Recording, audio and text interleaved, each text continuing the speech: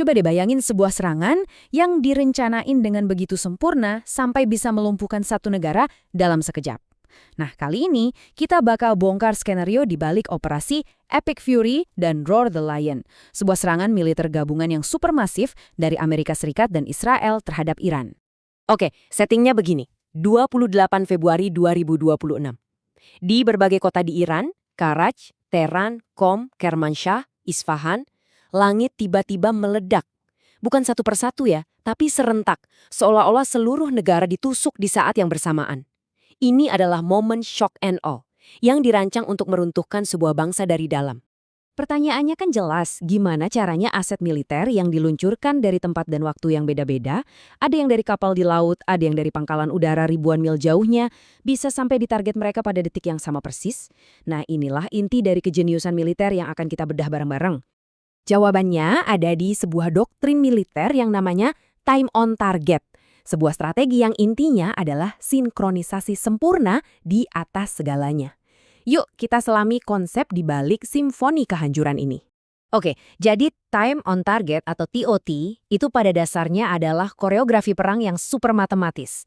Ini bukan cuma soal nembakin misil, tapi ngitung mundur perjalanan tiap misil, bom, dan jet sampai ke mikrodetiknya, supaya semuanya mencapai klimaks di satu momen ledakan yang sama. Keren kan? Jadi, kira-kira gini cara kerjanya. Jauh di Laut Arab, misil Tomahawk melesat dari kapal perusak Angkatan Laut AS. Dari pangkalan rahasia, mungkin di Missouri, pengebom siluman B-2 Spirit memulai perjalanan panjang mereka. Di saat yang sama, jet-jet tempur Israel lepas landas, menembus kegelapan. Masing-masing punya kecepatan dan jalur yang berbeda, tapi semuanya diprogram untuk satu tujuan, nyampe di titik akhir pada detik yang identik. Dan inilah hasilnya, bukan gelombang serangan yang bisa diantisipasi satu persatu, tapi satu tsunami kehancuran yang menghantam sekaligus. Tujuannya, buat menciptakan kejutan sistemik total, sebuah pukulan mematikan yang dirancang untuk meruntuhkan rejim dari dalam, bahkan sebelum mereka sadar apa yang terjadi. Nah, serangan terkoordinasi kayak gini itu percuma kalau musuh bisa lihat kita datang. Jadi, bagian selanjutnya dari rencana ini adalah memastikan Iran benar-benar buta dan tuli terhadap badai yang mendekat. Anda mungkin mikir, Iran kan udah bertahun-tahun bangun sistem pertahanan udara canggih yang berlapis-lapis, gabungan sistem buatan Rusia dan buatan sendiri. Kok bisa sistem itu seolah-olah nggak ada gunanya? Jawabannya bukan ada di ledakan, tapi di spektrum elektronik. Coba deh lihat perbandingan ini. Di satu sisi, koalisi ngelepasin serangan elektronik yang canggih banget.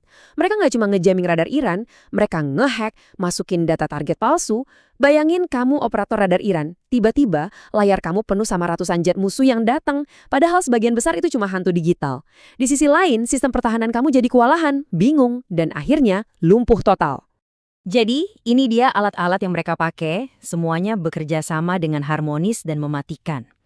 Pertama, mereka ngeluncurin drone umpan kecil, namanya MOLT, yang di layar radar kelihatan persis kayak satu skuadron F-16. Pas pertahanan Iran sibuk ngejar hantu-hantu ini, jet siluman F-35 dan F-22 yang asli nyelinap masuk tanpa terdeteksi, kayak predator di malam hari. Begitu mereka dekat, misil Tomahawk menghancurin sisa-sisa situs radar yang secara efektif ngebikin jalan tol di langit buat gelombang serangan berikutnya.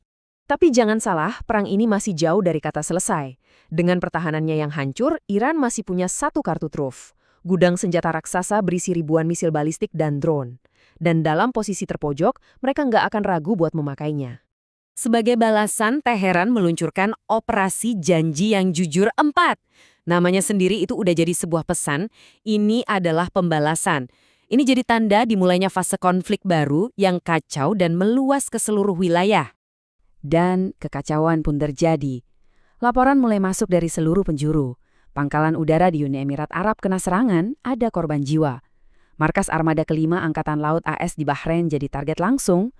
Qatar berhasil mencegat misil yang masuk, tapi langit di atas Israel dipenuhi sirine. Sistem Iron Dome kerja keras buat nangkis rentetan serangan yang nggak ada hentinya.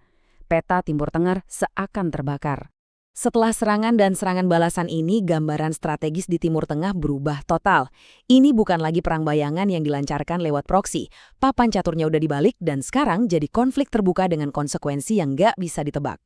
Dan sekarang kita sampai ke tujuan sebenarnya dari Operasi Epic Fury. Ini bukan cuma soal melumpuhkan militer Iran, tujuan utamanya jauh lebih besar, pemenggalan kepemimpinan. Menurut laporan intelijen Israel, serangan yang paling presisi, yang paling krusial, adalah yang menargetkan kompleks pemimpin tertinggi di Teheran. Ali Khamenei, orang paling berkuasa di Iran, dilaporkan tewas. Dengan pemimpin tertinggi yang tewas dan serangan balasan Iran yang menyulut api di seluruh wilayah, nggak ada yang tahu apa yang bakal terjadi selanjutnya. Stabilitas yang tadinya sudah rapuh di kawasan itu sekarang hancur berkeping-keping. Dan kita memasuki babak baru yang sangat berbahaya dan nggak bisa diprediksi. Ini semua menyisakan satu pertanyaan penting buat kita. Ketika satu pihak bisa melancarkan serangan yang begitu sempurna dan menghancurkan, apakah itu akan membawa perdamaian lewat kekuatan? Atau apakah itu cuma menetapkan standar baru untuk kehancuran? Menciptakan siklus pembalasan yang lebih mematikan di masa depan, di mana nggak ada lagi yang aman?